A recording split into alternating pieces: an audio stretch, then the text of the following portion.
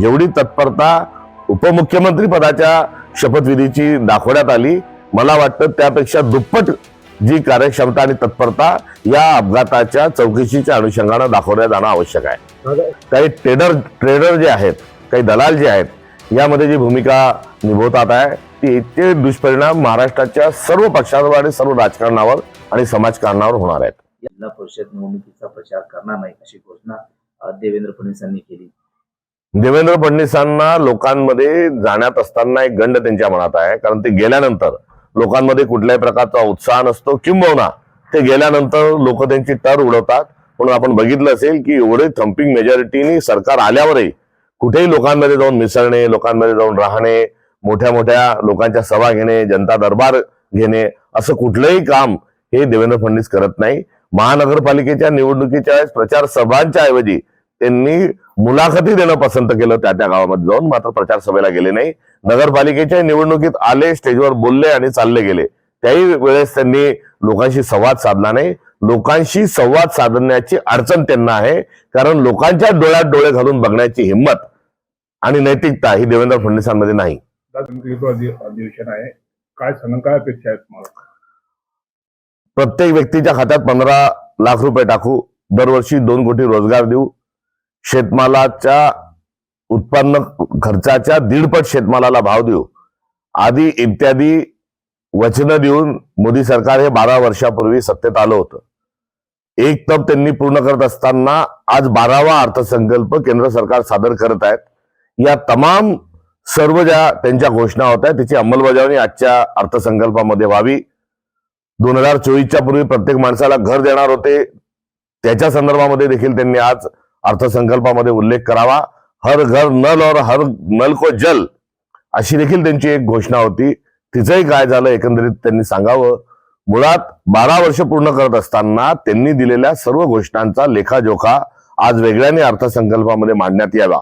सोबतच आजच्या अर्थसंकल्पाकडून जी अपेक्षा आहे ती अपेक्षा देखील स्पष्ट स्वरूपाची आहे। या देशामध्ये गरीब आणि श्रीमंतातली जी दरी आहे ही दिवसेंदिवस वाढत चाललेली आहे, आणि विशेष करून या 12 वर्षामध्ये श्रीमंत माणूस हा अधिक श्रीमंत होत चाललेला आहे आणि मध्यमवर्गीय आणि गरीब माणूस हा अधिक गरीब होत चालल्याचं एकंदरीत सर्व जे सर्वेक्षण आहेत आणि सर्व राष्ट्रीय आणि आंतरराष्ट्रीय जे अहवाल आहेत त्यामधून हे ध्वनित होत आहे। हे आपल्या देशाच्या अर्थव्यवस्थेकरता अत्यंत घातक स्वरूपाचं आहे। दस्तरखुद पंतप्रधान नरेंद्र मोदी यांनी देखील आपली अर्थव्यवस्था के स्वरूपामध्ये वाढत आहे याबद्दल त्यांनी खंत दुःख व्यक्त न करता श्रीमंत होणं हे पाप आहे का असा प्रतिप्रश्न विचारला होता, आणि श्रीमंत लोक होत चालले त्याचं समर्थन केलं होतं। या अर्थसंकल्पाच्या पार्श्वभूमीवर माझा त्यांना एक प्रतिप्रश्न आहे की गरीब होणं हे पाप आहे का? कारण गरीब माणूस हा अधिक गरीब होत चाललाय, याचं पाप हे केंद्र सरकारचं आहे, आणि या पापापासून मुक्ती मिळवण्याच्या अनुषंगानं त्यांनी दारिद्र्याच्या निर्मूलनाचे आणि मध्यमवर्गीयांना अधिक आश्वस्त करणारा असा अर्थसंकल्प असावा, ही या अर्थसंकल्पाच्या अनुषंगाने अपेक्षा आहे। जयंत पाटलांनी त्या घटनेबद्दल शंका व्यक्त केली, काय वाटतं की खरोखर त्यात शंका करण्यासारखं विषय आहे? अजित पवारांचा विमानाचा अपघात झाल्यावर महाराष्ट्राला धक्का पोहोचला, आणि पहिली जी माहिती आली ती ही आली की व्हिजन क्लिअर नसल्यामुळे, धुकं नसल्यामुळे, हवाई पट्टी जी आहे ती दिसत नसल्यामुळे अपघात झाला, अशा स्वरूपाची पहिली माहिती आली। जेव्हा की बारामतीतील सर्व लोक सांगतात की अशी कुठली परिस्थिती नव्हती, वातावरणामध्ये कुठेही धुकं नव्हतं आणि व्हिजन क्लिअर होतं, अशी देखील माहिती आली। म्हणजे पहिलीच माहिती ही चुकीची आली। त्याच्या मागोमाग दुसरी जी माहिती आली की लँडिंग होत असताना कुठे तारेमध्ये विमानाचे चाका अडकले आणि म्हणून अपघात झाला, मात्र तशी परिस्थिती नव्हती। आणि आता 5वा दिवस असतानाही नेमकेपणाने अपघात कसा झाला, का झाला, ब्लॅक बॉक्स सापडला, त्याच्यात काय होतं, पायलटने अंतिम सूचना काय दिल्या, या संदर्भातील माहिती अद्यापर्यंत न मिळणे, एकंदरीत हा सर्व जो घटनाक्रम आहे हा संशयाच्या दिशेने हा घेऊन जाणार आहे। त्यामुळे एखादा अपघात जेव्हा होतो आणि एखाद्या मोठ्या नेत्याचा जेव्हा अपघात होतो तेव्हा तो अपघात का झाला याचा कार्यकारण भाव हा समोर आला पाहिजे।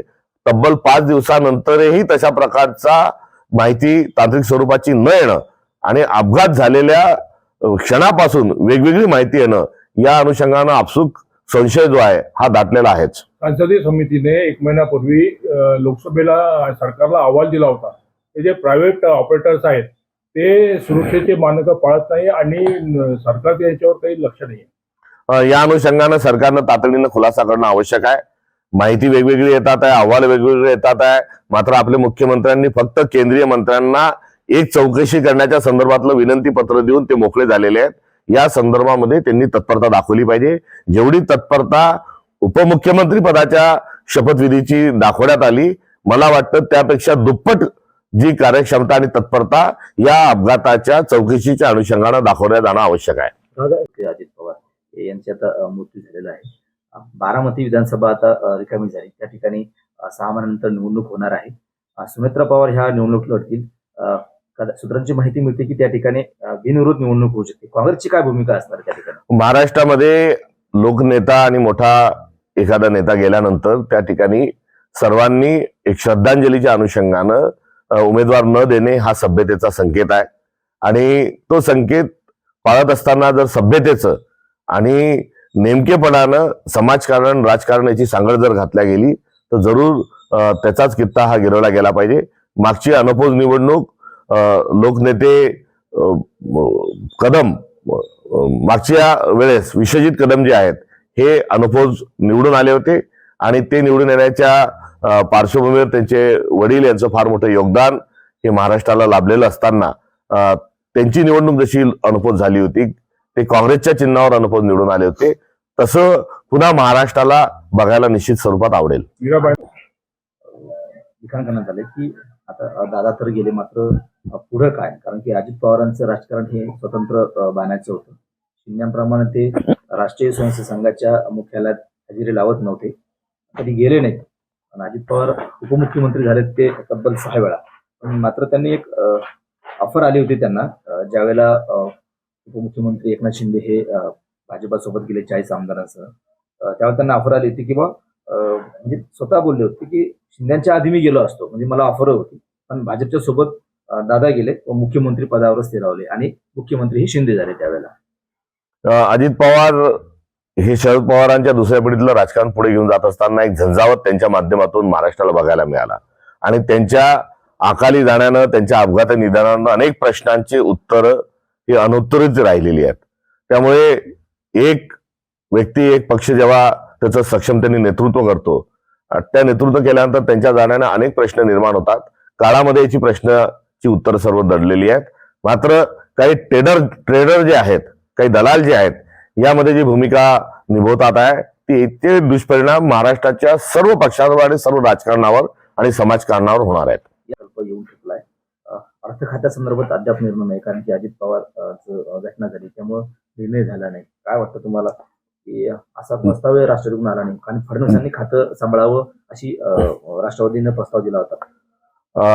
या संदर्भामध्ये सरकारने खुलासा करणं आवश्यक आहे, कारण वेगवेगळी मतं त्या संदर्भात येत आहेत. मुळात राष्ट्रवादी काँग्रेस पक्ष हा सर्वसाधारणपणे मधली 5 वर्ष जर वगळली तर 99 पासून अर्थसंकल्प हा राष्ट्रवादी काँग्रेसच सादर करत आलेला आहे. अजित पवार हे कार्यक्षम अशा स्वरूपाचे मंत्री आणि अर्थ विभागाची धुरा सांभाळणारा एक समर्थ व्यक्तिमत्वाचा माणूस अशा स्वरूपाची त्यांची ओळख होती. अर्थसंकल्प काही एका दिवसात आणि एका रात्रीत तयार होत नाही. अजित पवारांनी अर्थसंकल्पाचा पूर्ण ढाचा तयार केल्याचीही माहिती आहे आणि अर्थसंकल्प सुनिश्चित केल्याची माहिती आहे. शेवटचा हात फिरवणं बाकी असताना आता त्यांच्या पक्षाला अर्थ खातं न देणं आणि मुख्यमंत्र्यांनी स्वतःकडे हे खातं वळवणं हे अनाकलनीय आहे.